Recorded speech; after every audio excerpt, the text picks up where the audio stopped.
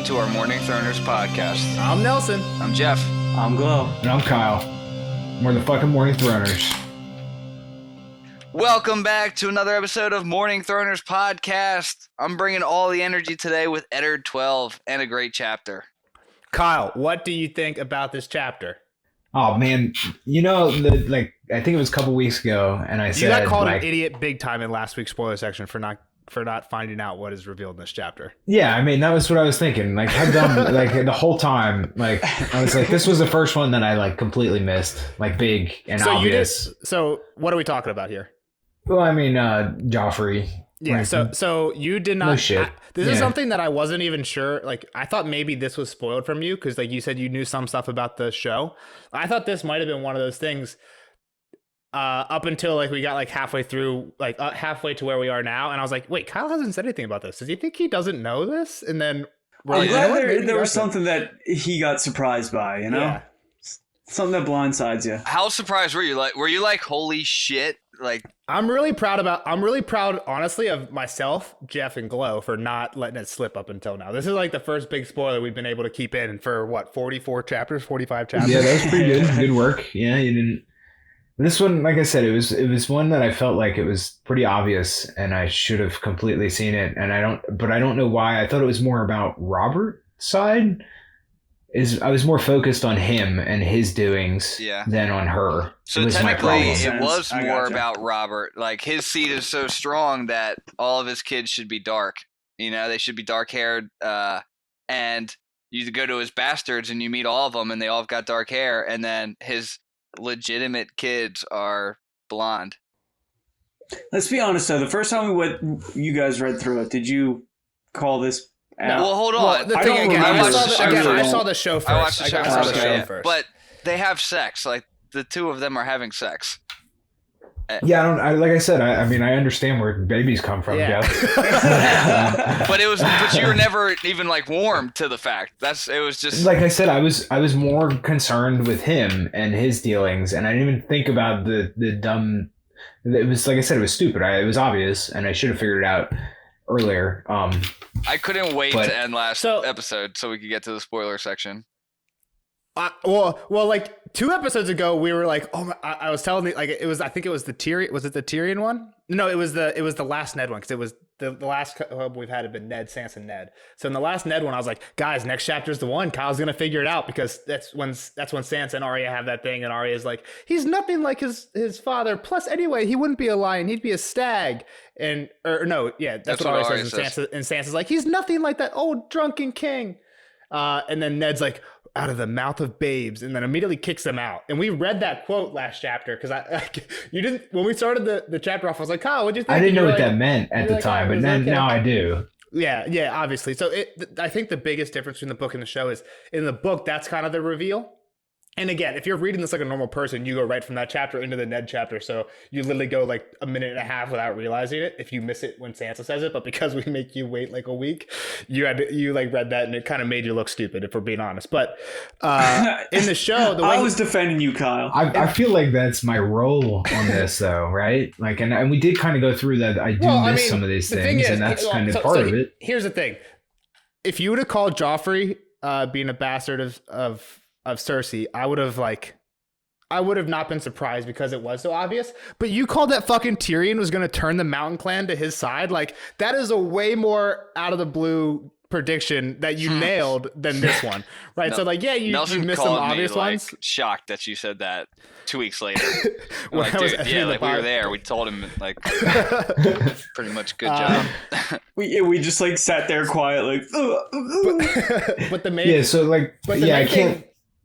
I don't ever get feedback when you guys do that. Like, and that's what's fun. Well, that's kind of what makes it interesting. And I try not to listen to what you guys are saying. And that sounds stupid, but listen too closely and try and read too much into it, because I know it is probably very hard to not at least give up some of that stuff.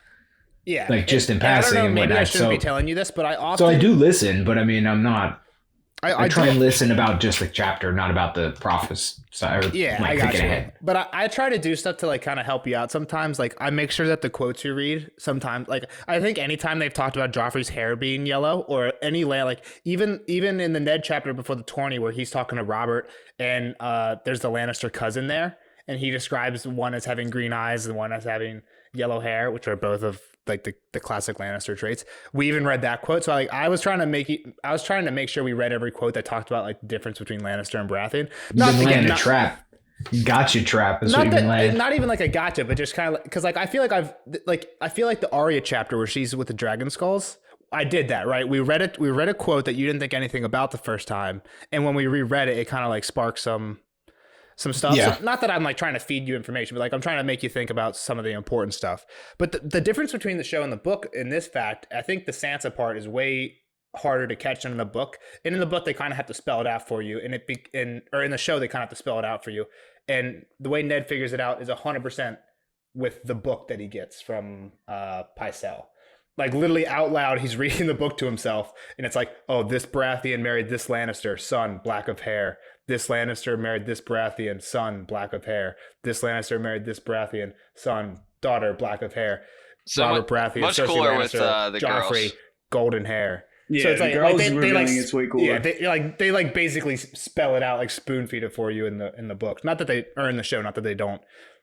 Again, like Sansa says it, and then like literally 2 pages later, you figure it out. I did figure it out before he told Cersei, but then I was like, by then I'm like, it's too late. This is going to be in the episode no matter what. It's not. I'm not going to have a final redeeming chance. I was like, it's about to happen, and then. So I'm glad you finally figured out this.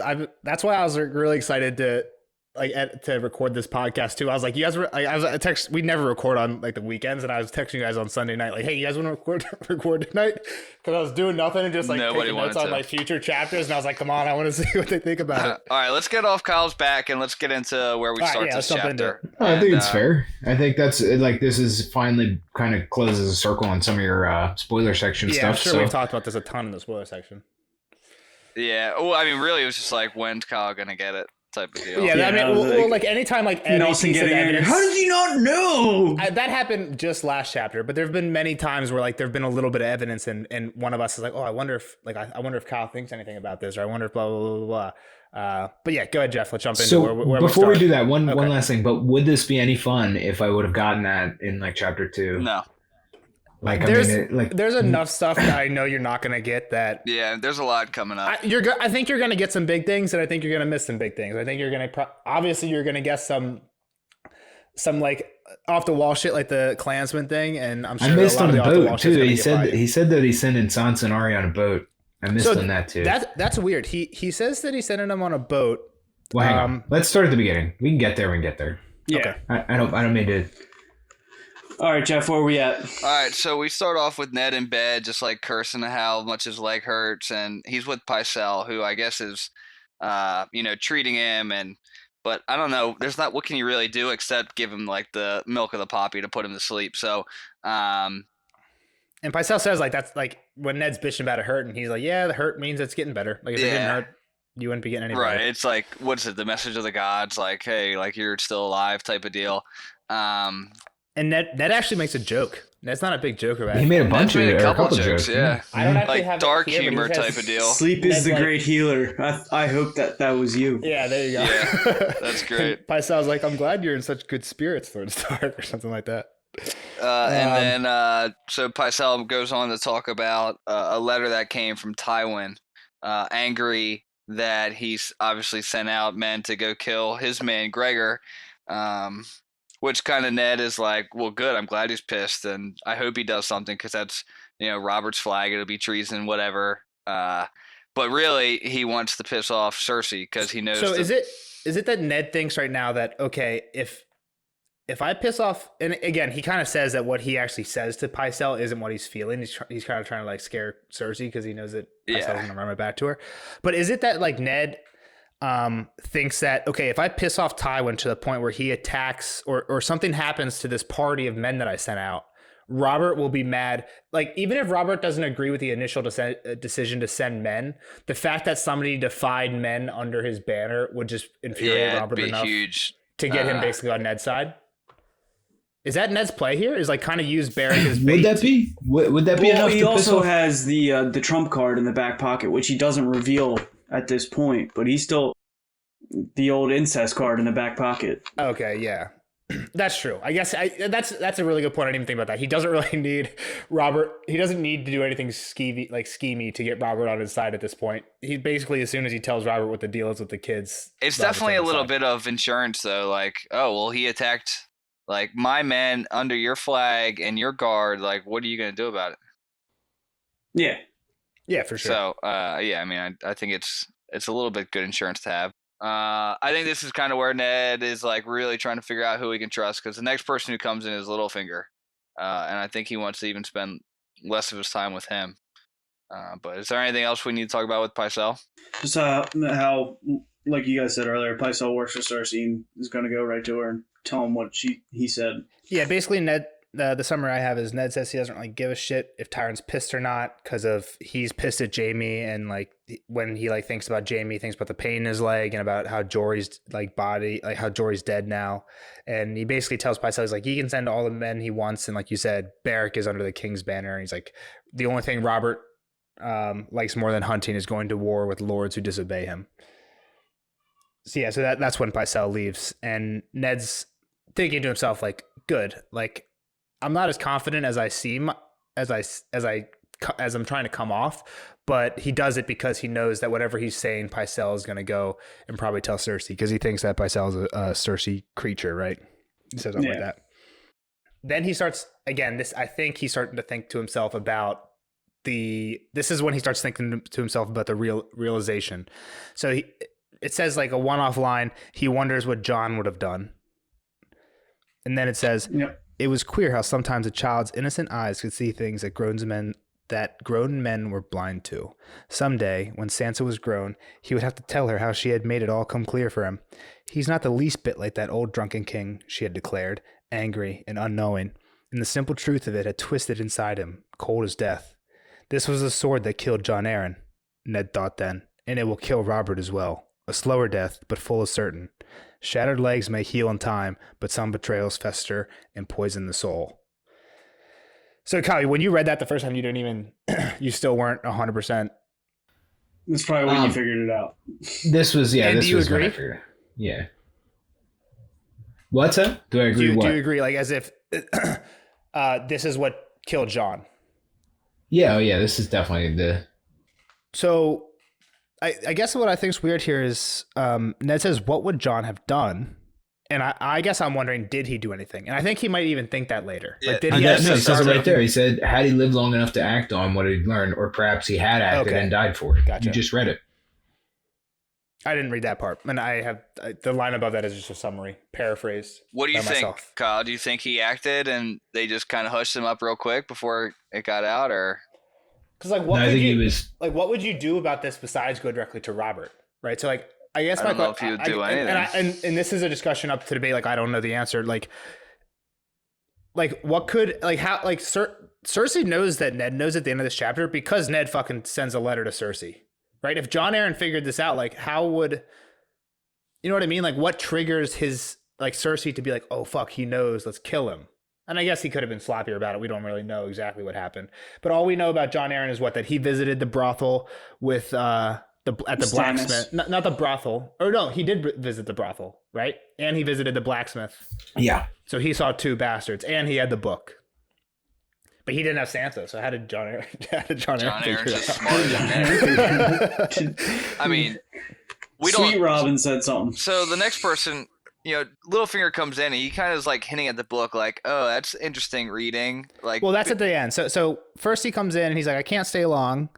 Like he ends at the book right as he's walking out the door. So let's start at the beginning. He shows up. What he says. He says he can't stay that long because he has like a lunch date with Lady Tanda. He's got a fat daughter. Littlefinger asks about his leg, and he's and Ned's like, it fucking hurts, and Littlefinger's like, well, I would recommend not letting any more horses fall on top of it. He's such an asshole. Like, what the fuck? What a dick. I love Littlefinger, dude. So then so Littlefinger, the point of Littlefinger showing up is he gives. I actually have another quote from Littlefinger that I think we're gonna read. But first thing he says is, Varys shows up, or he has heard from Varys that there are riders and sellswords going to Castle Rock, and Littlefinger's pretty sure it's not just for the pleasure of Tywin's company. Right. So like Tywin is hiring. Well, yeah. Well, like Tywin is it's like he's hiring everybody. Sword. Do you think he's hiring it, or it's more just? Do you think he like sent out letters or like just passing order around? So it says it's says also riders pretty crazy and that swords. It's also pretty crazy that Tywin, and I might have missed this, like from Mace Parcell, we might have already said it. The word traveled pretty fucking quickly to him for Raven to go to Raven. Like how long? This could have been a couple days. So yeah, let's talk about the timeline quick. This kind of confused me. I thought it was a couple days after. This is like a good 2 weeks after the Sansa chapter, which is what's confusing me because like Kyle said earlier is like he's gonna get a boat. Like he was gonna send him on a boat, but like remember the first time? Like remember the Ned chapter where he got into a fight with Robert in the council chambers? Yeah. Like he was gonna leave the next fucking day. Yeah. I mean that might have been like I'll just get on any boat that's there. He was going to leave the next fucking day, and that night is when he got stabbed in the leg. Here, he decides to send Sansa and Arya away, but waits 2 weeks. Huh? Well, I think he wanted to make sure he found the right ship this time, you know? He wanted to make sure it was... Didn't he say, I'm sending you guys out tomorrow? No, not this time.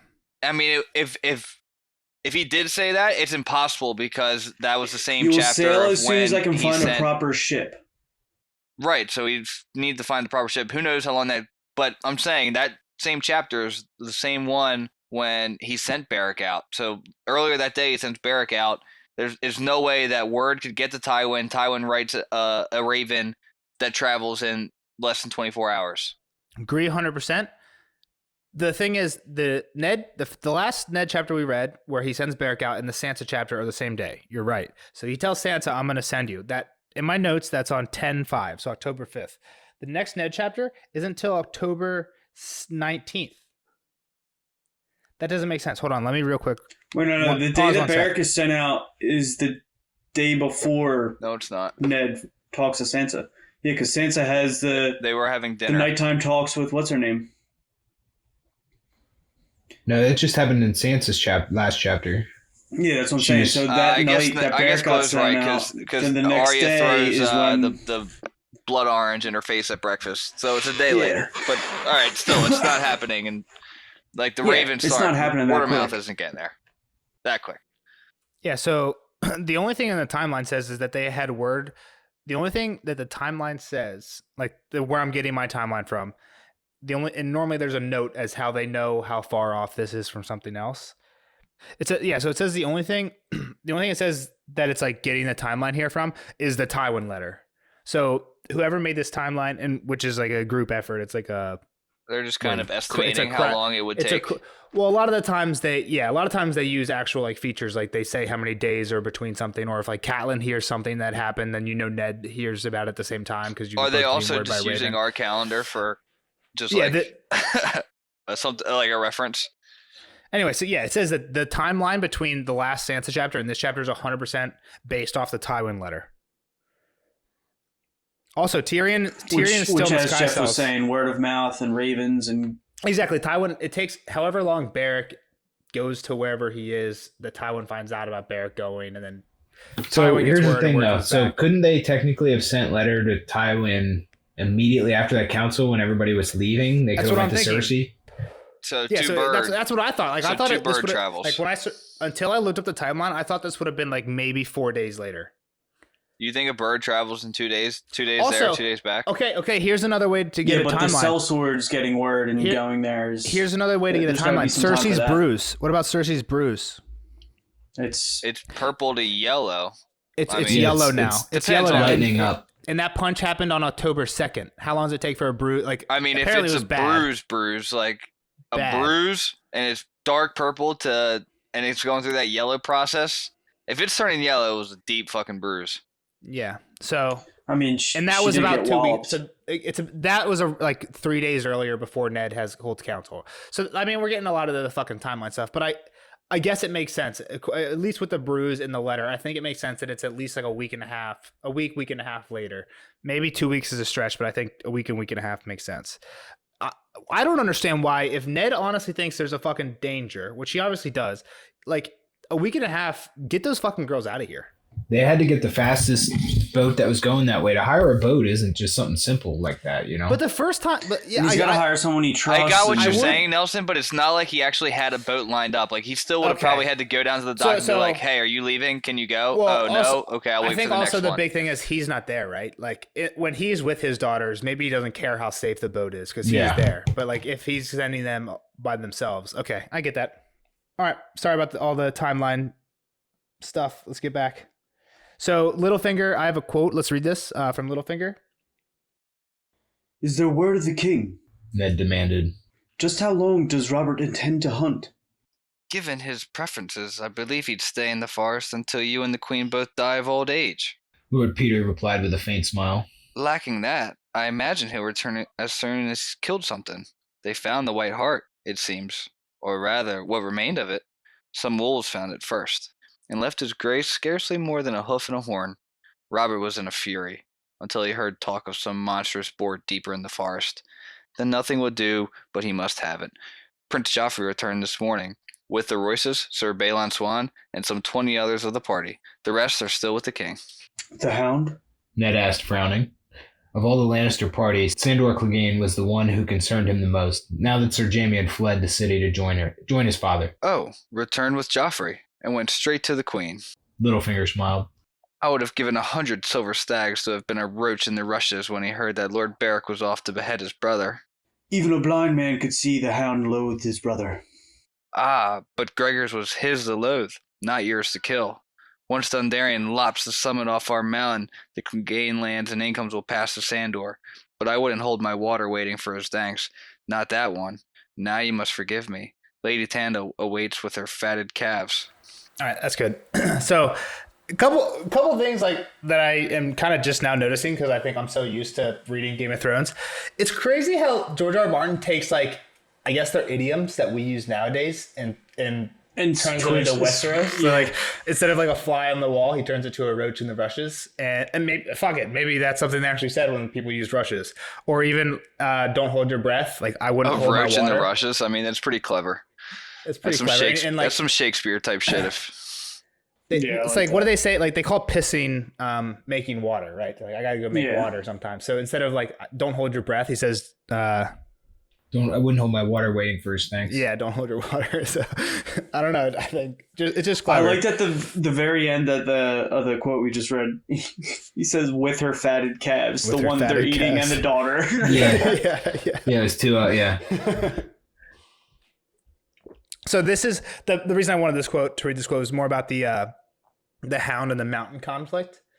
Like, and we kind of talked about it. Like, I think we talked about it earlier with the.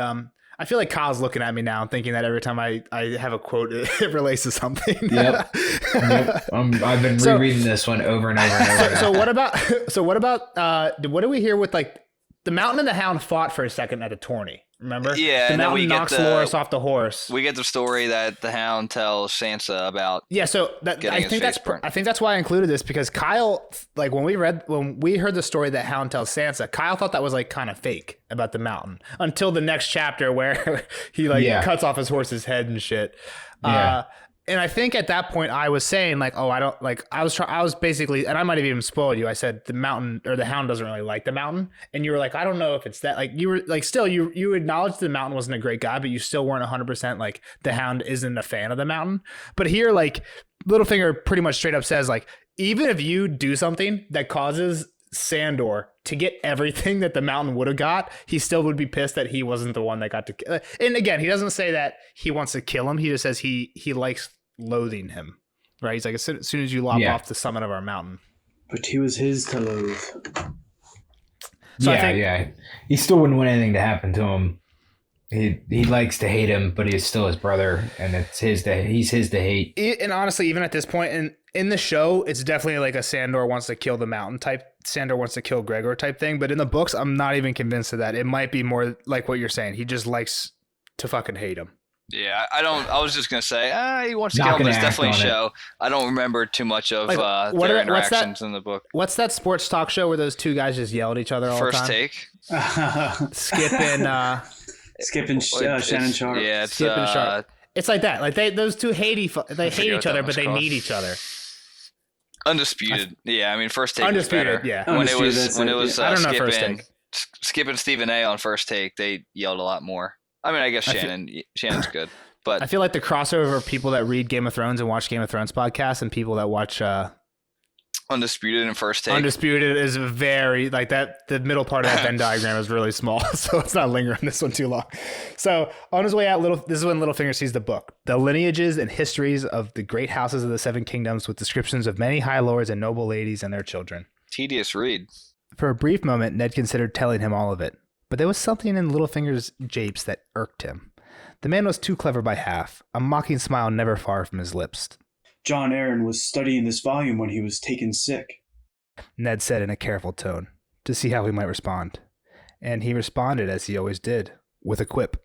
In that case, he said, death must have come as a blessed relief. Lord Peter Baelish bowed and took his leave.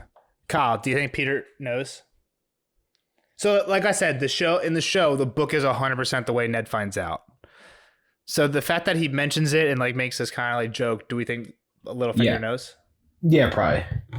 I'm gonna again. I don't know for a fact at this point if Littlefinger knows, but I'm going to assume he does. And for one of the other main things that makes me think so is he's the one that takes Ned to the brothel. Yeah, he was part of it. Yeah, exactly. So like, what's Littlefinger's play here? For if he sure. knows, I mean, why not just tell? But if he's like helping Ned figure it out, why not just tell? Like he's taking Ned to the brothel. Like why not just tell him? Right? If Littlefinger knows, the wizard always makes people go on a quest with riddles. Everywhere. He's not a wizard. I'm just saying, you know. I think because he doesn't want to implicate himself. I'm sure as part of it. Yeah, but he's the one that brought him to a brothel. Yeah, but I mean, he could easily just play that off there as and he said, Ned wanted to get a blowjob. Well, didn't he say no? He also said like this is where he had me take him. Like I don't know why we're here. Is what his play, wasn't it? That's a fair point. That might be what he did, and maybe his whole thing is if he does know, sure. If I tell Ned, that might gain some trust. But like if Ned figures that out on his own, that has a different. I don't know. Maybe it has a different outcome.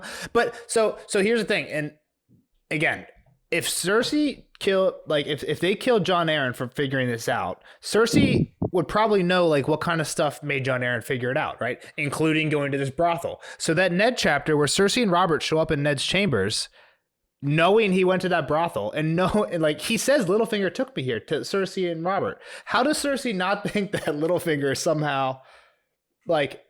Maybe the main reason I can see for Littlefinger not saying that is 100% implicated himself. But I feel like that if Cersei has half a head on her shoulders, implicates him anyway, right? Do you guys know what I'm saying? Am I not making any sense? Gotcha. Yeah, and I don't have an answer. I don't fucking know. I mean, I bet he's working for her is my opinion, and some more than. I mean, he's out for Littlefinger. I guess is where I'm at here. I love. So I bet he works her side as well. I bet he. You know, she kind of trusts him and Kyle, a lot of the stuff that I tell you is like, I know what the deal is.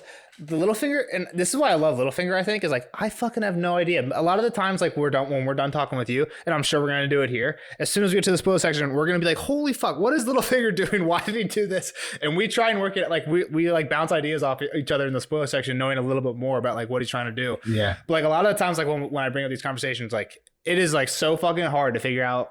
Way harder for you not knowing the rest of it, but, like, even for us to try and figure out, like, what I don't know his end game, but I think he's angle? just trying to create turmoil. I think that's his thing. But like I said, I don't know his end game. So he leaves. Okay. And he's gone. The next visitor comes in, which is this fat guard named Fat Tom. Was it Tomer? Who is it? Yeah, it's Tomer, but the girls call him Fat Tom. Hold on. Once Littlefinger leaves, he's kind of like pissed. Like, who can I trust? He's like, Cat trusted Littlefinger, but he's not really sure that he can. he doesn't feel good about Littlefinger because how quickly he went to save his own skin as soon as Jaime showed up. He says, so this is where he's trying to think of like all maybe Ned was supposed to die there. That's a good thought. What do you mean for Littlefinger planned on Ned not ever making it back from the brothel? Yeah. Yeah. That makes sense. I don't know. I mean, if it was really set up, they had everything ready to go. He was literally passed out under a horse. Littlefinger left immediately, like basically before anything started. He said, "I'm going to go get the City Watch or whatever it's called." Yeah, I'm going to go get the City Watch to help. Yeah. Jaime wasn't even in the fight. He's just there. So if he really wanted to kill Ned, Jaime gives a command to keep Ned alive but kill his men. But I guess Littlefinger wouldn't have known that, right? Unless Littlefinger was the one who told Jaime. Maybe I'm wrong. I mean, anyway. Oh yeah, I mean, so he's going really a planned assassination. They had everything ready to kill him. So Ned's just going through it in his mind really quick. Everybody he knows. Littlefinger, he doesn't really trust because of how quick he took off. Varys knows too much and does too little. And he thinks Pycelle is Cersei's creature. And he basically just going through everybody on the small council. Sir Barristan Selmy was old and rigid. He would tell Ned to do his duty. If he's trying to like, who can I go to with this information that I just got? Yeah, and Barristan would just say, go to the king. Go to the king, right? Which is what Ned Which is what Ned's guts tell him. Knows, anyway. Yeah, he knows that's what he needs to do. That's really the only person he thinks is on his side, too. Yeah. So he knows Robert's coming back, and he's running out of time to figure out what he's going to do. Does he know Robert's coming back? Well, he thinks he is. Who knows where he's at in the forest? Joffrey just got back, but yeah, Robert took off after. That's another thing from that quote. Robert just like couldn't get his deer, so he just kept on hunting. Also, Sansa's dream. You led me into that shit. You're like, who gets the deer? Nobody. Sansa's dream did not come true. Bunch of wolves. Sometimes you got to throw Kyle off. I don't remember that at all either. When I read it, I was like, oh, fuck. So he thinks to himself that Vaon got the ship called the Wind Winch to take Sansa and Arya back home in 3 days. Since they were leaving, he couldn't use their safety as an excuse as to why not to bring this up to more people anymore. And he says last night he dreamt of Rhaegar's children, meaning the 2 that were killed during the rebellion. And we've heard about this before. Kyle, what do you remember about this? So how is Rhaegar? Is that Dany and Viserys' brother? Viserys' brother. Okay. He was the king after when the Mad King. He was his heir. Mad King. Yeah. All 3 of them are the Mad King's children. He's the one that Robert hated because he's the one that kidnapped Lyanna. He's the one that Robert killed with the trident. But when they sacked King's Landing, we heard that something bad happened to his kids. And I'm kind of asking you because I don't know how much we know at this point. I don't remember it being like that in depth. I mean, I knew it was bad and that they killed the kids. And didn't he crush the boy or something? I forget. Yeah, the boy's head got crushed. Gets crushed on a side of a wall. I think they literally just crushed it on the wall. Yeah, he just he gets it's fucked up, smashed it against the wall. So Lord Tywin had laid the bodies beneath the Iron Throne, wrapped in the crimson cloaks of his house guard. That was clever of him. The blood did not show so badly against the red cloth. The little princess had been barefoot, still dressed in her bedgown. And the boy. Ned could not let that happen again. The realm could not withstand a second Mad King. Another dance of blood and vengeance. He must find some way to save the children. So it's crazy that after everything Ned figures out, the first thought is Robert is like, I love Robert, he's my boy. But I know he doesn't give a fuck about killing kids, and I'm not gonna let that happen to even these kids who are all the fucking trouble, right?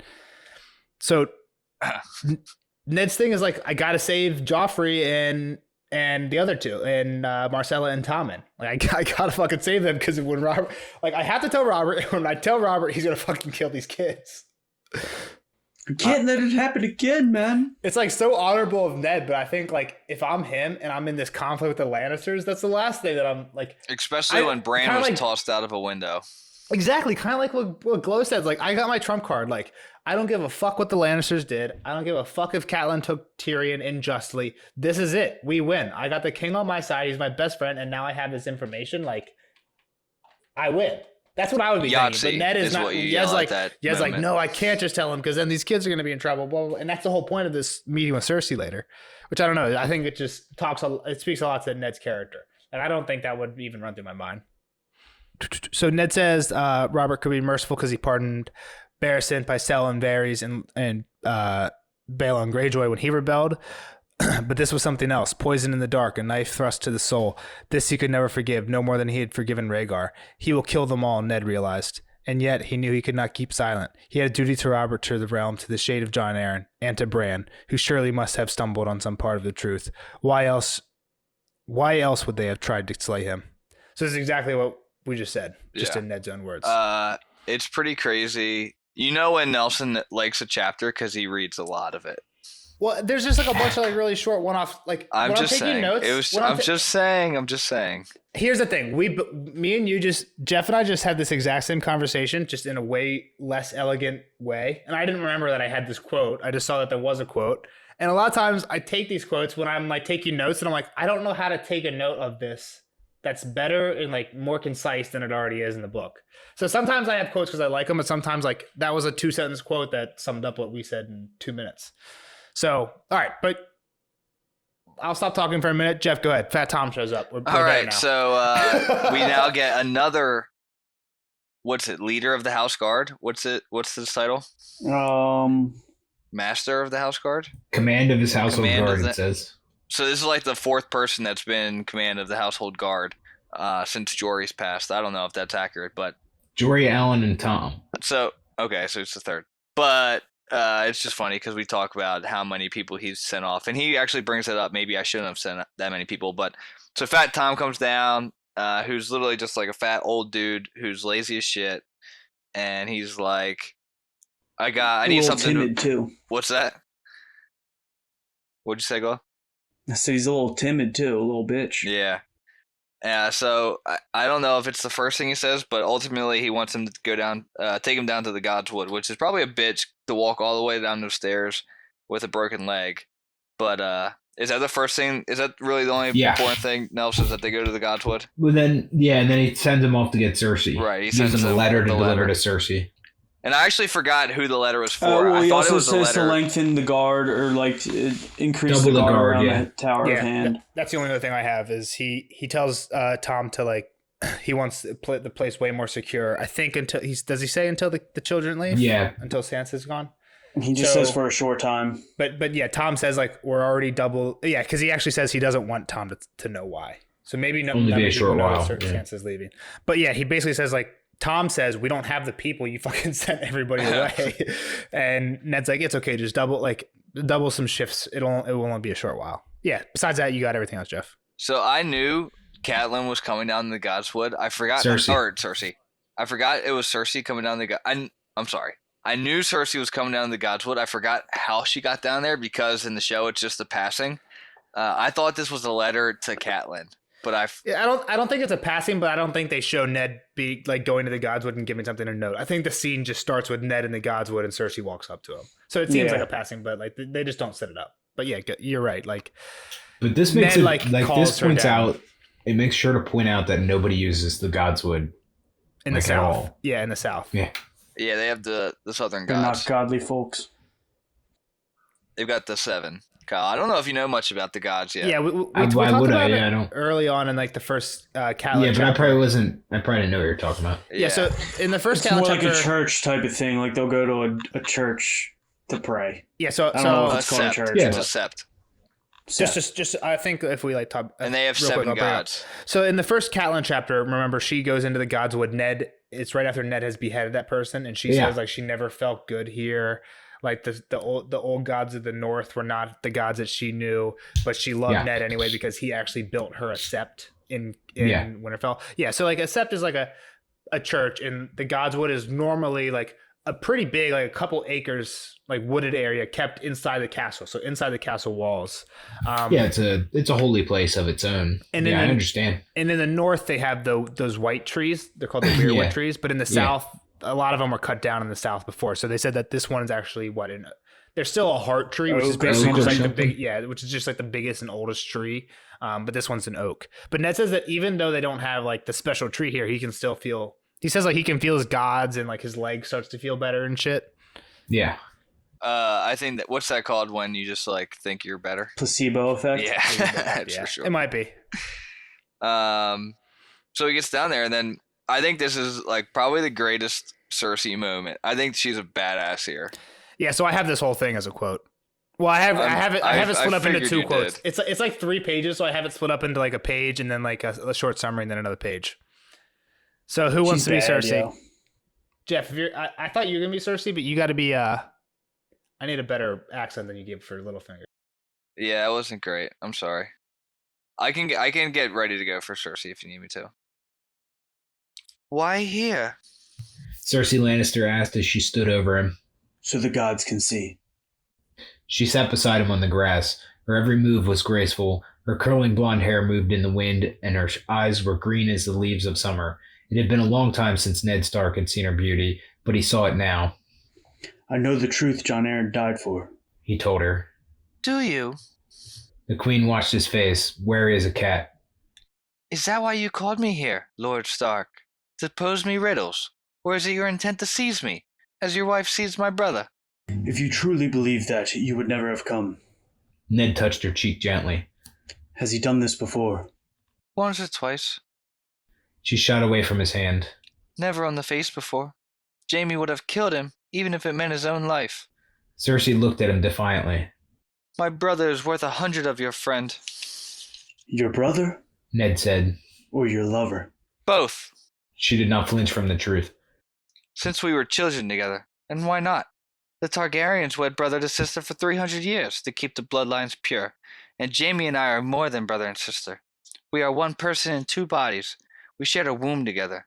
He came into this world holding my foot, our old maester said. When he is in me, I feel whole. The ghost of a smile flitted over her lips. My son Bran. To her credit, Cersei did not look away. He saw us. You love your children, do you not? Robert had asked him the very same question the morning of the melee.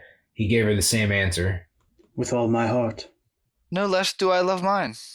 Ned thought, if it came to that, the life of some child I did not know against Robb and Sansa and Arya and Bran and Rickon, what would I do?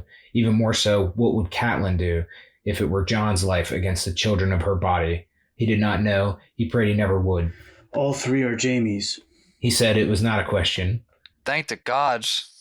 The seed is strong, Jon Arryn had cried on his deathbed, and so it was. All those bastards, all with hair as black as night. Grand Maester Melian recorded the last mating between Stag and Lion some 90 years ago when Tya Lannister wed Gawain Baratheon, 3rd son of the Ring Lord. Their only issue, an unnamed boy, described in Malion's tome as a large and lusty lad born with a full head of black hair, died in infancy. 30 years before that, a male Lannister had taken a Baratheon maid to wife. She had given him 3 daughters and a son, each black-haired. No matter how far back Ned searched in the brittle yellowed pages, always he found the gold yielding before the coal. So, that last paragraph is basically how Ned figures out the show. Exactly. Yeah. Do you remember, Kyle? Let me ask you first. I don't know if any of you guys remember. Why does Robert ask Ned if he loves his children in the morning of the melee? Because I'm sorry, Kyle. I'm not Kyle. Yeah, I know. I'm trying to think. I don't remember. Jeff, well, isn't it because Joffrey's such a little bitch? Did something stupid. Basically, because he's like kind of disappointed in Joffrey, and not only in Joffrey, but kind of in himself. He thinks that Joffrey's like cruel and like kind of fucked up, and he kind of blames himself for like not being there for him. And he's like, "You love your children, right?" Like, and Ned's like, "Yeah, of course." And he's like, "So do I," but like, I feel like I wasn't there for him, and he's turned like, I know he's turned out horrible, and I feel like it's my fault. Like, Robert's kind of reflecting on how Joffrey didn't turn out like he wanted, but he blames it on himself, not on Joffrey. Right? Yeah, not realizing that it's because he's a full-blood Lannister. I mean, to be fair, this is where you get to the whole nature versus nurture thing. It's probably a little bit of both, right? If Robert would have been there a little more for Joffrey, maybe he wouldn't be such of like a prick. Yeah, I agree. What else? This is where we get the we've said it a couple times before, but this was the first time that Ned says it, where he like remembers how beautiful she was. She's just not scared at all, and that makes her hot as shit in this chapter. Just visually, it's just like walking around rocking a black eye, not scared at all of anything. Doesn't flinch about the fact that just that, anything. Like, the brand thing. Yeah. Yeah, we pushed him. He saw us. Do you think she dressed like this on purpose? Yeah, she didn't want to be. She looks more like a northern woman would dress to try and turn Ned on, as we find out later on. Like the letter that Ned gives Fat Tom, to take to Cersei. Does that say like the point? Well, it's gonna say meet me in the Godswood. She knows. When she shows up, she seems like she knows what this conversation for is sure. about. She was waiting Ned for put it in a letter. No. Yeah, I don't think he would put it in the letter, but I think she knew. Like you said earlier, all the spies, like, why is he going to the brothel? Like, she knew he went to see Gendry. Like, he's on the same path as Jon Arryn. And she was like, yeah, okay. I'll come meet you down there. I'm not scared of you, Ned. And just like scared. You see this black eye bitch? Is this the part where Ned asks, like, how did you never have a child? Yeah, it's literally the next line. Yeah, it's the next part. Yeah, so the next part is Ned asks, like, so how is it you never had a child, like one of Robert's children? Like, you've been married for 12 fucking years. And she says he hasn't been inside her in a decade. Well, no. Does she say that? I thought she said she hasn't been inside in years. Yeah, it's something like they that. haven't fucked in years. She's like, I know other ways to finish him off. But she admits that one time. It just says for years. Yeah. I mean, still, that's fucking crazy. Oh, right. So Robert got her pregnant and she got it aborted, basically. Basically. She said she got cleansed. What, Jamie got like a witch or something? Yeah, she got cleansed. Jamie found a woman to cleanse her. So she says, like, she knows other ways to deal with, like, finish him off. And, like, normally if anytime Robert does come to her, which doesn't seem like it's even that often. Yeah, he's so drunk that he doesn't even remember what happened the next day. So the next part, Ned asks, like, anyone in the fucking Seven King, like yeah, Robert's fat and drunk and just whores around all the time now. But the day he took the throne, he says Ned remembered what Robert looked like when he took the throne, every inch a king, right? Which kind of reminds me of the first Jon chapter, where Jon is watching everyone come into the Winterfell feast hall, and like Robert comes in and like Jon actually talks like how he's disappointed in Robert. Like he's heard all these great stories that Ned told and how he doesn't look anything like he's not the same guy. But then Jamie comes in and he's like, this guy looks like a fucking king, right? He's like, this is what I picture like a king looking like. But and I get that, and Jon's probably 100% right now. But Ned's point is, when you married him, he looked like he was perfect, a badass motherfucker. The way they describe, again, I love him. The way they describe him in the first Ned chapter, he was 6'5", muscled like a maiden's fantasy. Right? I love that description. Big ass dude. And Ned's like, why couldn't you love him like every other woman in the kingdoms would have loved to be his wife? And Kyle, do you remember what she says? Well, because he calls out the wrong bitch's name. That's not a good start to a relationship. On their wedding night. Imagine how drunk he was on that wedding night. That's his true love. I don't mean to. And this is something that like I said, that was his true love, was Lyanna, or however you say her name. And Lyanna. And this is something I don't want to spoil for Kyle, but there are some really good Robert Cersei one-on-one scenes in the show. Yeah, I don't want to say anything else, but like, there's some really good one-on-one scenes where they kind of talk about some of this stuff. Speaking of that, like, Kyle, you're not. I mean, you are far away from being able to watch season 1, but we're getting there. We're getting there, slowly but surely. Only like 20 more episodes. It's 807 pages total, so we are. As I say, it's about 300 pages. Yeah, 320 pages away. Okay, let's keep going. So the next part is I have the rest of it as a quote. Okay, Cersei's about to like put her snatch on the line here. Like, hey, like you can fuck me whenever you want. You better get into character, Jeff, for this next quote. You better serenade me, Jeff.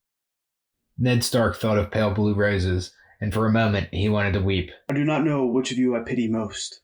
The Queen seemed amused by that. Save your pity for yourself, Lord Stark. I want none of it.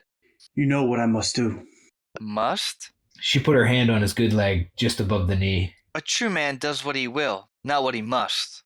Her fingers brushed lightly against his thigh, the gentlest of promises. The realm needs a strong hand. Joff will not come of age for years. No one wants war again, least of all me. Her hand touched his face, his hair. If friends can turn to enemies, enemies can become friends. Your wife is 1,000 leagues away, and my brother has fled. Be kind to me, Ned. I swear to you, you shall never regret it. Did you make that same offer to John Aaron? She slapped him. I shall wear that as a badge of honor. Ned said dryly. Honor? She spat. How dare you play the noble lord with me? What do you take me for? You have a bastard of your own. I've seen him. Who was the mother, I wonder? Some Dornish peasant you raped while her holdfast burned? A whore? Or was it the grieving sister, the Lady Ashara? She threw herself in the sea, I'm told. Why was that? For the brother you slew, or the child you stole? Tell me, my honorable Lord Eddard, how are you any different from Robert, or me, or Jamie? For a start, said Ned, I do not kill children. You would do well to listen, my lady. I shall say this only once. When the king returns from his hunt, I intend to lay the truth before him. You must be gone by then. You and your children, all three, and not to Casterly Rock. If I were you, I should take ship for the free cities, or even further, to the Summer Isles or the port of Eben, as far as the winds blow. Exile, she said. A bitter cup to drink from. A sweeter cup than your father served Rhaegar's children, Ned said. And kinder than you deserve. Your father and your brothers would do well to go with you. Lord Tywin's gold will buy you comfort and higher swords to keep you safe. You shall need them. I promise you, no matter where you flee, Robert's wrath will follow you, to the back of beyond if need be. The queen stood. And what of my wrath, Lord Stark? She asked softly. Her eyes searched his face. You should have taken the realm for yourself. It was there for the taking. Jamie told me how you found him on the Iron Throne the day King's Landing fell, and made him yield it up. That was your moment. All you needed to do was climb those steps and sit. Such a sad mistake. I have made more mistakes than you can possibly imagine, Ned said. But that was not one of them. Oh, but it was, my lord. Cersei insisted. When you play the Game of Thrones, you win or you die. There is no middle ground. They said it! They said it! Holy fuck, they said it. She turned up her hood to hide her swollen face and left him there in the dark beneath the oak. Amidst the quiet of the Godswood, under a blue-black sky, the stars were coming out. So, first question. Is there a difference between the word farther and further? Is that a John Aaron reference at the end there? Because aren't they... What do you mean? Isn't he Moon, right? Isn't that their... They're the Moon and Falcon. Robin on a Falcon on a... Well, no, so who's the guy that had all the moons around his... The Aaron sigils, a Moon and Falcon. But the guy had all the moons around his cape that got killed at the thing, wasn't he? Aaron. That's true, yeah, because that's their symbol is the crescent moons. So was that kind of like nighttime and the stars coming out? Is that like pointing at that? Like John Aaron's, this all ties to him? Well, it doesn't even say. I mean, moon. I never thought of it that way, but that's a good pickup. It says stars. Well, I mean, you were talking. Yeah, I know, but I mean. Yeah, I mean, maybe I'm not sure. I was gonna actually. Like, what's the significance of that? I guess.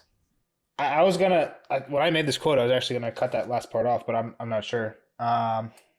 Glow. You're normally in the spoiler section. Glow's the symbolism guy. I'm like the more like logical, literal guy. Glow. What do you think? No, yeah, I mean that's a good little pickup there, Kyle. Like I said, I didn't think of it that way, but that does kind of make sense. But who's blue and nobody's blue and black that we know of. Well, I think there is a sigil of stars though.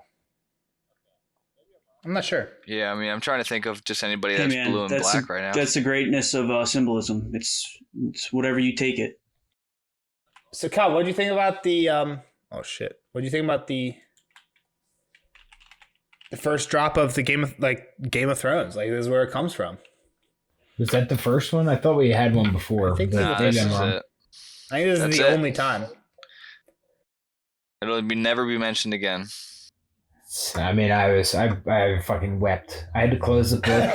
I couldn't finish the chapter. I was just crying. I couldn't finish the chapter because there was 2 sentences left. I had to close it. Yeah, and then I came back an hour and a half later and I finished it. So I think the main reason I kept this last part in is what happens next, Kyle. This is some big prediction time.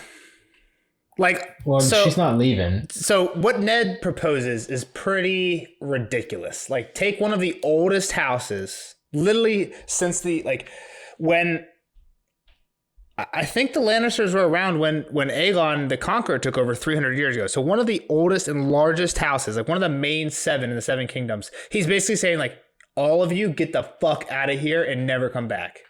Like, that's like saying, hey, Robert Baratheon, you and all your family pick up and just go and never come back. Just give up a 1/7 of Westeros. Like, holy shit. That's what I'm saying. Everybody owes him money. Well, right now Like, you got the Warden of the they're West rich. and the Warden of the East, because Jaime is technically the Warden of the East. Exactly. So, to a half, 50% of the wardens. The thing is, the warden is meant to be the general, and I don't think if George, like, so theoretically, the position the warden, because you're the Warden of the East, if you say, hey, we're going to war, all the armies of the East should come with you. I doubt that if Jaime said that, anybody would get up. It's still in title, though. It's still a title, for sure. Okay, let's be more pointed, because Kyle doesn't like the open-ended questions. If Cersei stays, and Ned tells Robert what happens. That's part 1 of my prediction. She's gonna. Does Robert kill the children? Would Robert kill the children? All right, No. let's change your point of question. No, because that's what Ned's afraid of. Let me finish that one. Hang on. So you're right. You're fine, Jeff. We can ask the other one too. I think she probably has more of a Robert than what is going, and I don't think so. Like, I don't think Robert is going to be on Ned's side. That's the better question: is how does You think Robert respond to the news? Yeah. So do you think Robert knows about this already? He probably already knows. I bet he already knows. Think so? And he just I bet he's living with playing it? dumb, or at least playing ignorant on it. And I don't think it's as big a deal to him as Ned thinks it's going to be. And I think that's what's going to be the biggest problem here. Okay. I like that prediction. Because I'm not buying, like, so we kind of, you guys were talking about, I tried to touch on it earlier with, like, somebody getting attacked under the King's banner. I don't know if that would be enough to get them riled up against the Lannisters. I don't. What do you think happens to And even Ed's unsure. Sansa and Arya next? Well, I mean, I guess I gotta stand by my road, but it sounds like they're getting on the boat and they're gonna go home. That's what is playing here, but So okay. I mean, I like all your predictions. they might not even make it All right, out. so Kyle, I got one for you too. So we Nice. kind of duped Oh, you God. with the whole deer thing. Who You didn't kills do the me, it's boar? fine. Who kills the boar?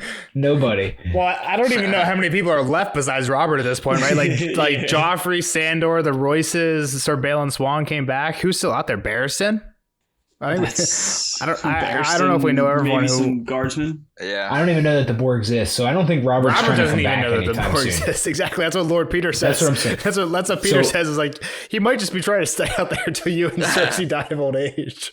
Yeah, until this shit figures itself out. Like, I think he saw all this coming. I think, like I said, I think he already knows. And it might be damaging to both of them if it comes out, but I think he's still going to be set up better if he's with Cersei. Okay. So I like your predictions. So what? Let's try and get it concise so I can put it in the notes. So Cersei doesn't leave. No, definitely not. Robert She takes might go Ned's back to side, Castle or Rock, but it's not a permanent thing by any means. Okay. Robert takes Cersei's side. So Ned tells Robert, and Robert is like, maybe he doesn't take Cersei's side. I don't know but if he takes isn't- Cersei's side. He isn't as pissed as Ned thinks he's going to be. Yeah, I don't think this is going to be as groundbreaking, earth-shattering news as Ned is assuming. So my one of my problems with these predictions, and if I'm wrong with this, it is going to make me look even funnier. But like, so I know the end here, right? I guess I know that Ned ends up off. So I got to kind of try and reverse engineer like these incidents to point towards that, I guess. So this is going to be the first part. It's like Ned is going to start getting himself into too much trouble, and he doesn't have the cards that he thinks he does, to go back to what you guys are saying. It's like, look what I have. And then Robert's like, yeah, Yeah. but I got pocket aces. yeah, he's just like, so that's, I guess, kind of where I'm coming from. So it could be leading me down the wrong path, but that's where my prediction is. Okay. And you said girls will get out of will or won't? They're taking the ship. I don't. So that I don't know. I did kind of go back to that. I don't think the boat's gonna work. I guess that's still my opinion. On that. So their plan is they leave in 3 days. Do you think that like something like Robert comes back and something happens that prevents them from leaving, or just an actual problem with the boat, or I don't know if it's Robert coming back because, like I said, I don't see. I still don't know when he's coming back. But just girls don't end up leaving. At least not on the boat. Okay. All right. It's a good episode. Long episode. Next one. I mean, it was worth it for sure.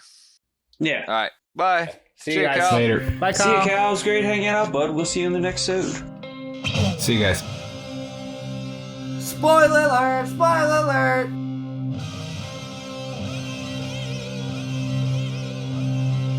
Spoiler alert! Spoiler alert!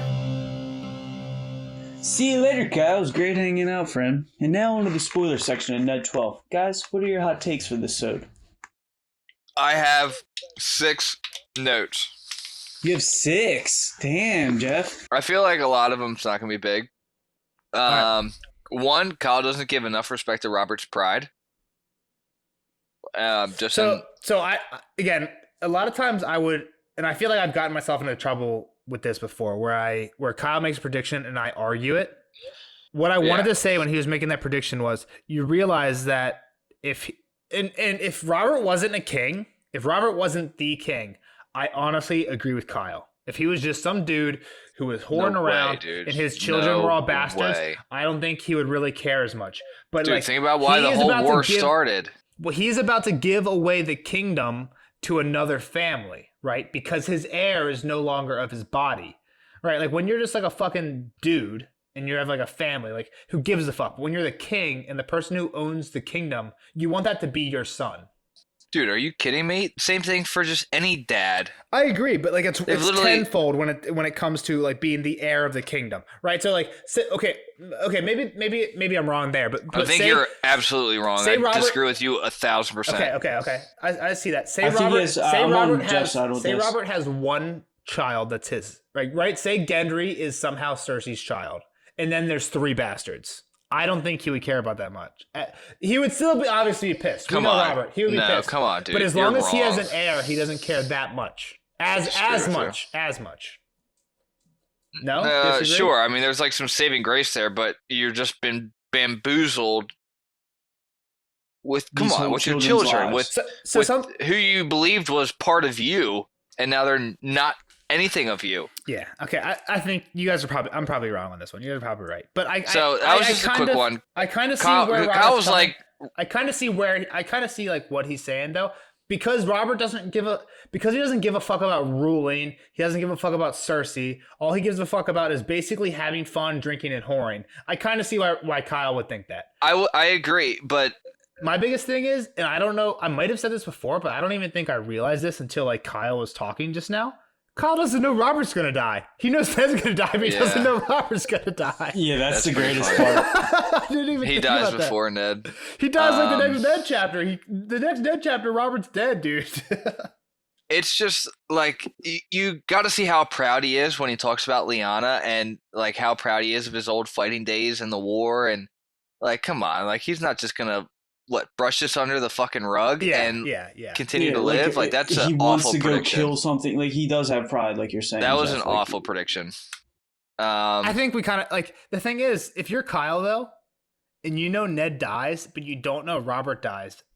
Like you think Robert lives and you think Ned dies. How do you get to that though? I mean, does he think Robert lives though? He might think Robert dies. I don't think I don't think he has the slightest inclination. So when he thinks that Robert's going to be alive at the end of the book, but Ned's dead, like if that's my train of thought, the only way that happens from where we're at now is Robert doesn't care that much about what Ned has to say. So I see why he said that. But I think it all boils down to him having no idea that Robert's going to die. Which is he might also be thinking like, give ourselves a pat in the back for not spoiling the Robert death. Yeah, good job, guys. He might also be thinking like Robert plays a factor into Ned's death, which I think it's true. I think what he thinks right now is Ned tells Robert, and Robert's like, "Yeah, I knew that," and then somehow Cersei flips the switch. Yeah. All right. So the next thing I have is a little mention of Clegane Bowl. Little small mention there. Hopefully. Yeah, maybe. Keep your fingers crossed. Like I said, and when I told Kyle this, I think I was honest about it. I don't know if Sandor holds the same if he's as driven by revenge, right? Like, yeah. I would not be pissed at all if the Hound comes back in the books. But where they left the Hound, I think is a pretty good spot for the Hound, right? Glow, do you remember? I don't even know if you know about this. Is he not the gravedigger? You don't believe him? That's what people think. Okay. It's not confirmed. Yeah, I've talked to Jeff about that. I don't know if I talked to Glow about that. The main theory is that he's the gravedigger because when Brienne shows up on the Quad Isle with Pod, Septon, Marybald, Dog, they have Stranger, which is Gregor's horse. They have and the I don't remember his name, but the main Septon at the Quiet Isle tells Brienne that she buried the hound and that he's dead. But then she also sees a monstrous dude who has half his face covered by a hood and a limp digging a grave. So most people think that's him. And it kind of fits. Like, remember how the hound comes back in the show? He's like serving in that like cult. He's basically a gravedigger for them. He's not really a grave. Yeah, he's helping them build a sept. It's not a gravedigger, but it's the same thing, right? Like and they all get murdered, right? That's exactly it. Yeah. Yes. They get murdered by like some rogue Brotherhood without banners. Okay, so everybody on the Quiet Isle dies. Yeah, that makes sense. The thing is, what I really don't like is I like Lem. Lemoncloak is I think he's one of the best characters from the Brotherhood without banners. You guys probably don't remember him. It's like him and Guy and Barrack and Thoros are like kind of the main four. But in the show, Lemoncloak isn't even a character until he's the one that kills everybody in the Hound's Village, which really pissed me off because he's like a cool guy, and then he's the one who's a dick in the show. He's not even in the episodes with Arya, but he's in them in the book. So real quick, I'm gonna get mine in. Wait, I got three more. Let me just. I have three bad ones, or just like little ones, I think, or maybe. All mine are little too. Ned thinks of blue roses. Yep, for Lyanna. Is that just because of Lyanna? Why blue roses? I don't know. We talked a lot about. Well, so like blue roses have always been tied to Lyanna. She got like the gift from Rhaegar at the fight was like a crown of roses. Jeff, or do you blue have that roses. Quote? What? Do you have the quote in front of you? Yeah. Exactly what it says. He was on top of me, in me, stinking of wine, and he whispered, Lyanna. Ned Stark thought of pale blue roses, and for a moment he wanted to weep. So is she like lying on blue roses on her deathbed? Or? So in his dream, in that dream he had, he sees blue rose petals streak across the sky. So the reason I'm trying to get away from this is because one of my favorite theorist online who is very what's it called? Who's very polarizing. Preston Jacobs has a lot of theories that blue roses aren't really meant to symbolize Lyanna, and instead are meant to symbolize like unity and stuff like that, like something other than Lyanna. So I kind of flinch when blue roses are outright meant to symbolize Lyanna, but I can't think of anything else they symbolize here. I think it has to be him thinking of Lyanna. It's literally right after the word Lyanna. Yeah. Thought of pale blue roses. So my next note is what Nelson's kind of been telling me a long time. I didn't even realize it was mentioned in the book, but mentions Ashara Dane being the mother of Jon. I didn't even know it was mentioned in the fucking story. I thought it was just Catelyn talked about it. Ned of earlier in the books, and Ned she says it's the only time she's ever seen Ned angry at her. I mean, so this okay. So I'm sorry, but this is like 2 worlds away, like not family. Someone else mentioning it. So like, how many people think this? Or everyone knows, so you have to think about it this way. Ashara Dane was like highborn, right? It's like right. Like Marjorie Tyrell status at this point, right? And she kills herself for having a miscarriage. And what is like Cersei says something weird. She says like, "What did you steal her baby?" And that's why she says or the child you stole. Yeah. Yeah, exactly. So like, they know that Ned had something to do with Ashara, and that they know that there was a child that went missing and Ashara killed herself. But like I guess like the details are kind of hazy. Hold on, let me the reasons behind it and all that. Real quick, I'm going to pull up this quote from the Catelyn chapter. There's also, for anybody who doesn't know, there's this really great website called A Search of Ice and Fire, where you can go buy book or you can choose all the books. If you type in any phrase, it'll just show you where that phrase shows up in any of the books. So I'm just going to look up Ashara Dane.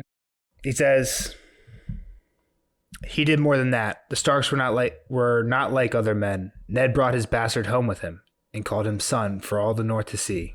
When the wars were over, at last, and Catelyn rode to Winterfell, Jon and his Wetners had already taken up residence. That cut deep. Ned would not speak of the mother, not so much as a word. But a castle has no secrets, and Catelyn heard her maids repeating the tales they heard from the lips of her husband's soldiers. They whispered of Sir Arthur Dane, the Sword of the Morning, deadliest of the 7 knights of Aerys Kingsguard, and how their young lord had slain him in single combat. And they told how afterward Ned had carried Sir Arthur's sword back to the beautiful young sister who awaited him in a castle called Starfall on the shores of the summer sea. Lady Ashara Dane, tall and fair with haunting violet eyes. It had taken her a fortnight to marshal the courage, but finally in bed one night Catelyn had asked her husband the truth of it, asked him to his face. That was the only time in all their years that Ned had ever frightened her. Never ask me about John, he said, cold as ice. He is my blood, that is all you need to know, and now I will learn where you heard that name, my lady. She had pledged to obey, she told him, and from that day on the whispering had stopped, and Ashara Dane's name was never heard in Winterfell again. So Catelyn asked Ned about Ashara Dane. It had taken her a fortnight to marshal the courage, but finally in bed one night Catelyn asked her husband the truth of it, asked him to his face. And what does Ned say? Never ask me about John. Not never ask me about Ashara, never ask me about John. I think he was just kind of inferring, like, was that the mom type of deal? For sure. Like, so, for sure. So by asking, so I get what you're trying to get at. But okay, you brought it up. I'm just pointing it out because this is one of the biggest people who are in my camp for this theory. This is one of the biggest things they point to.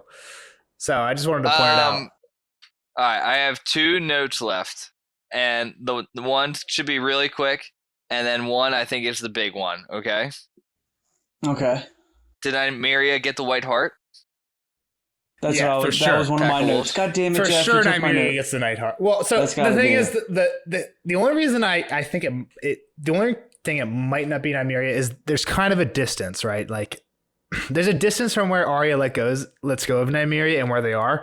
But I like to think that Nymeria kind of like followed Arya to No, King's yeah, Landing. 100% Okay. that she was following. I think it has Well, to be. I mean, they think it said was- like a pack of wolves. Like there's really only like one mention of a pack of wolves. Like yeah, I don't for know. sure. It's got to be like why be a pack of wolves? Why not like I don't know? It just like fell over and died of old age. All right, but the big one. Ned is rattling off his kids' names Doesn't name John. and he doesn't name John as his kid. And this is the first time fuck I'm Nelson. on Nelson's side. I didn't even think about this one. So hold Or on. I'm not on, fuck Nelson because he thinks it's.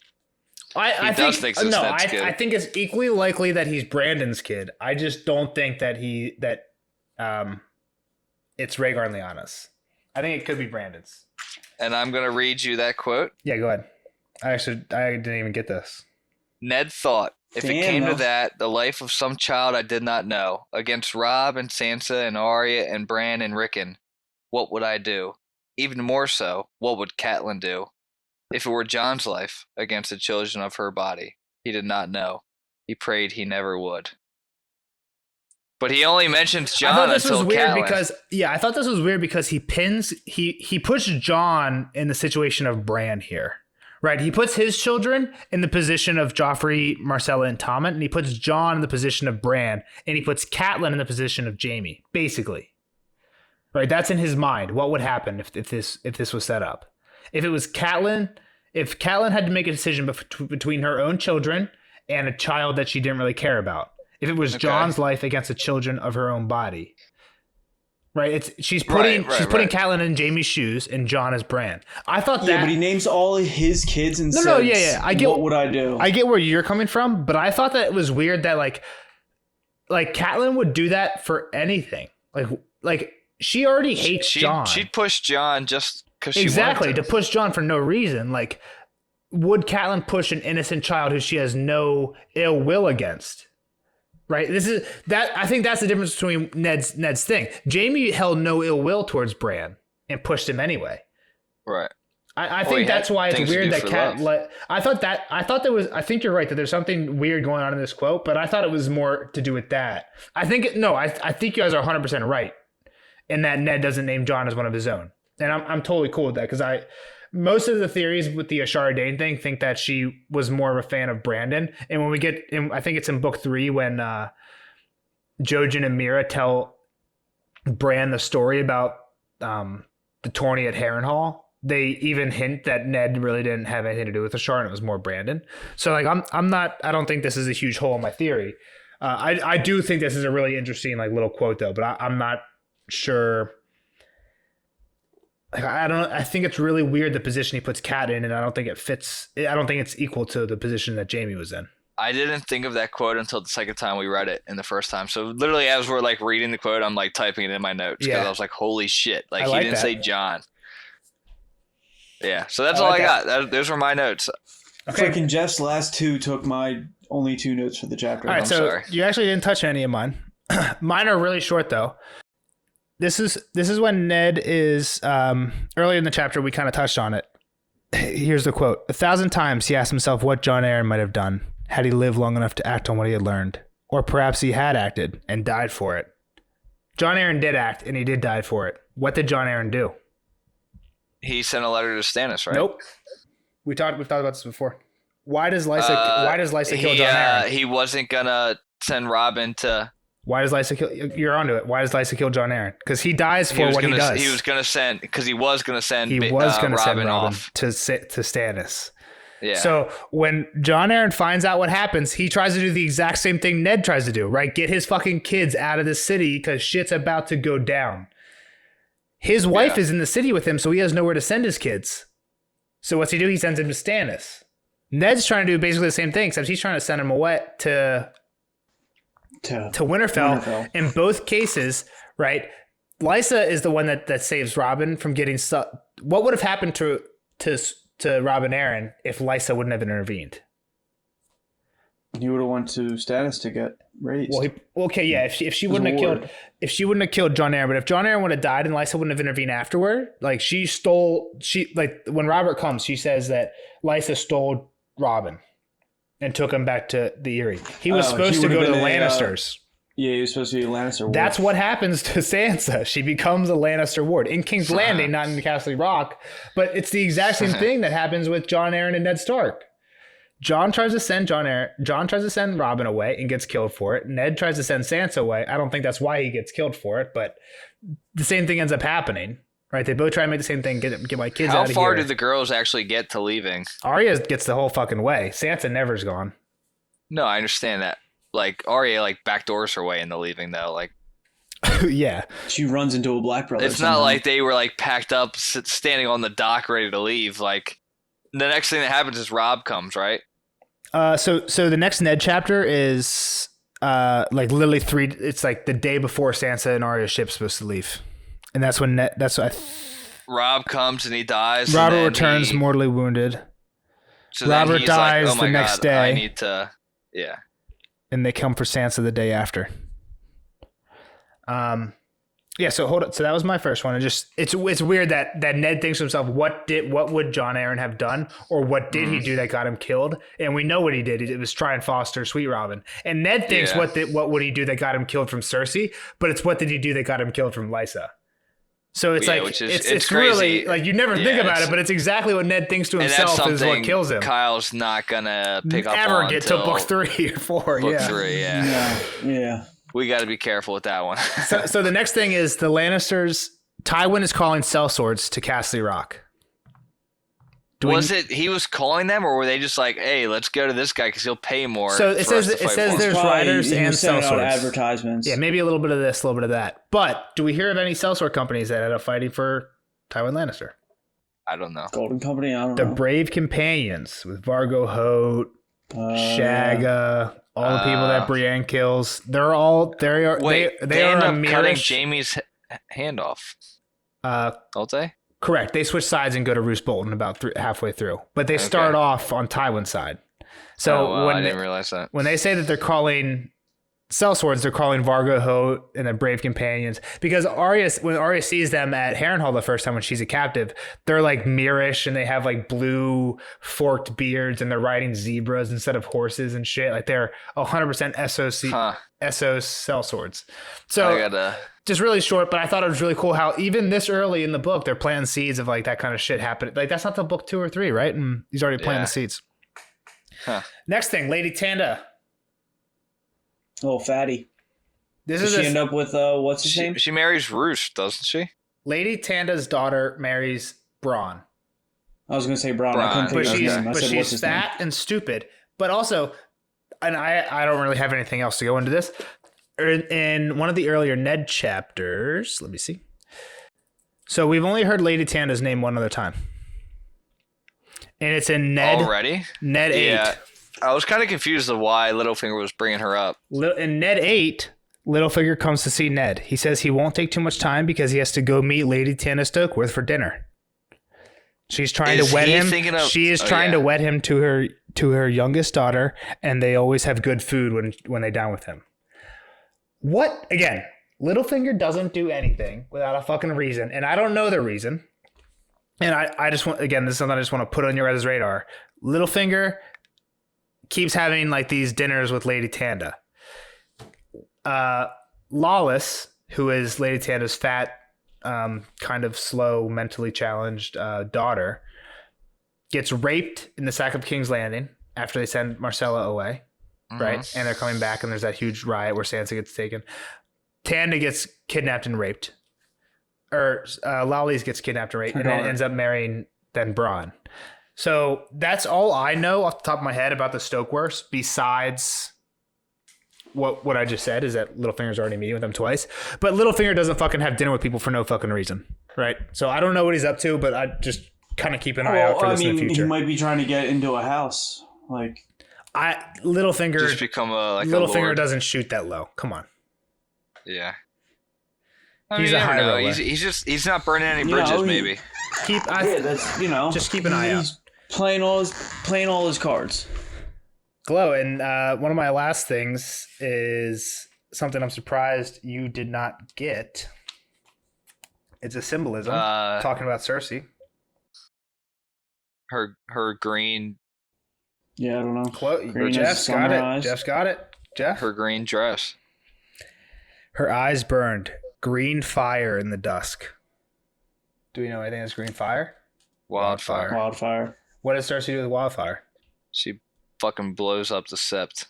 In the show, she doesn't do that in the books yet. She has it all under King's Landing or the Red Keep, right? She does blow up something in the books that does not happen in the show with wildfire. She's afraid that Tyrion didn't actually leave King's Landing after he killed Tywin. She just blows up the Tower of the Hand. Tower right? of the Hand. She's afraid Tyrion's hiding in the walls of the Tower of the Hand. So in the chapter where Ned is the Hand, is thinking about Cersei, he describes her as having her eyes burned green fire in the dusk. And when Cersei burns the Tower of the Hand, it's dusk. And Jaime freaks out because he says he's never seen someone so aroused by destruction except for the Mad King when he used to burn shit and burn people. As he saw Cersei while she was staring at the Tower of the Hand burning. That's why I don't like the difference from the books and the show is Jaime. That's the one difference I don't like. What? They make Jaime, he rapes her on top of fucking its body in the show. He does that in the books too. Does he? Pretty sure. I don't remember that. I don't remember that at all. I think so. I think she comes on to him and he says no. From what I remember. I'm not confident. You read more than me. I'm not. I don't even know what book that is, but I'm not confident enough to speak to. I think it's probably the end of the book 3. I'm not sure or beginning of 4. I'm not sure either. I think it can't be book 4 because there's a Tyrion perspective when Joffrey dies, and Tyrion doesn't have any perspectives in book 4. So I think it might be early because it's when. Oh yeah. Okay, yeah, you're right. It would have to be book 4 because Jaime and Cersei don't have chapters till book 4.